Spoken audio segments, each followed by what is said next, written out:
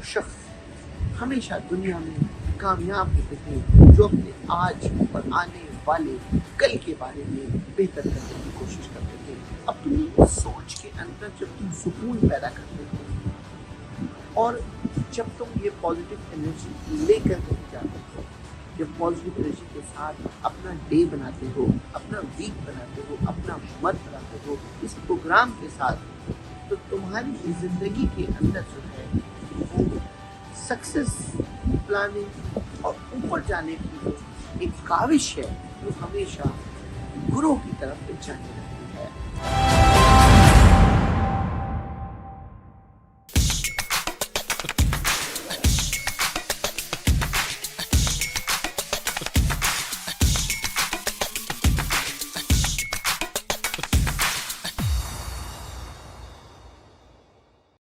اگر آپ کو میری یہ چھوٹی چھوٹی ویڈیو اور میری چھوٹی چھوٹی ٹپس آپ کی زندگی میں چینج کر رہی ہے، لائف ود منصور یوٹیوب پہ جائیں، ہمیں سبسکرائب کریں. Thank you. Once again, Mansoor Naqvi, I'm the president and CEO of Grow Power Company. دوستوں آج کی ویڈیو کا ہمارا ٹاپک اس سمندر کے شاندار ویو کا ہے جس میں ہر طرف سکون ہی.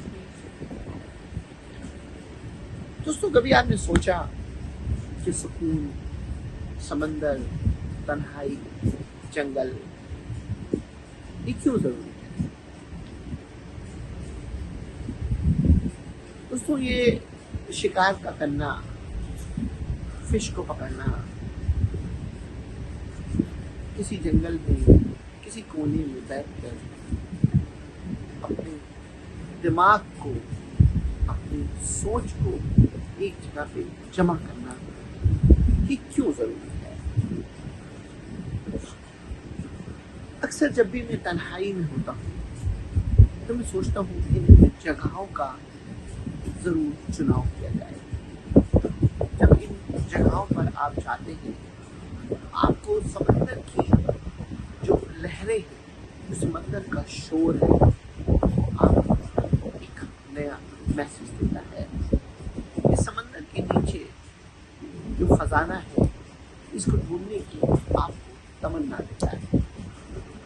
دوستو اپنی سوچ کے اندر جب تم سکون پیدا کرتے ہو اور جب تم یہ پازیٹیو انرجی لے کر کہیں جاتے ہو، جب پازیٹیو انرجی کے ساتھ اپنا ڈے بناتے ہو، اپنا ویک بناتے ہو، اپنا منتھ بناتے ہو اس پروگرام کے ساتھ، تو تمہاری زندگی کے اندر جو ہے وہ سکسیس پلاننگ اور اوپر جانے کی جو ایک کاوش ہے وہ ہمیشہ گرو کی طرف جانے لگتی ہے.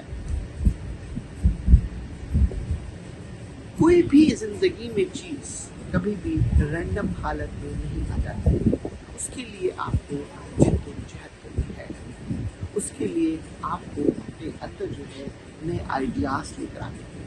اس کے لیے آپ کو اپنی زندگی کے اندر اپنی سوچ بدلنی ہے. دوستو وہ شخص دنیا میں ہمیشہ فیل ہوتے ہیں جو اپنے کل پر پچھتاتے ہیں. وہ شخص ہمیشہ دنیا میں کامیاب ہوتے ہیں جو اپنے آج اور آنے والے کل کے بارے میں بہتر کرنے کی کوشش کرتے ہیں. دوستو گزرے ہوئے پاس سے آپ صرف سبق تو سیکھ سکتے ہیں لیکن حاصل کچھ نہیں کر سکتے.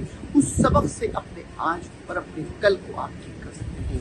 دوستو یہ تنہائی کی ویو، یہ سمندر کا اتنا بڑا سارا دل جو آپ کو دکھ رہا ہے، ان میں جا کے دیکھو تو، ان میں بیٹھ کے سوچو تو، ان کی لہروں کی آواز کو محسوس تو کرو. تمہیں اپنی زندگی کے اندر ایک نئی تمنا، نئی امید اور ایک نئی کاوش آئے گی.